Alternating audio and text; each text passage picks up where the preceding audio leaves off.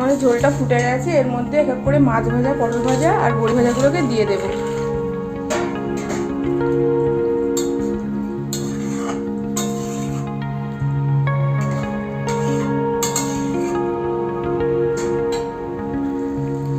আমার এই কালো জিরে বাটা দিয়ে বাটা মাছের ঝোল রেডি। আর আপনাদের যদি এই রেসিপিটা ভালো লেগে থাকে কমেন্ট করে জানাবেন। হয়ে গেছে, আমি এটাকে নামিয়ে ফেলবো।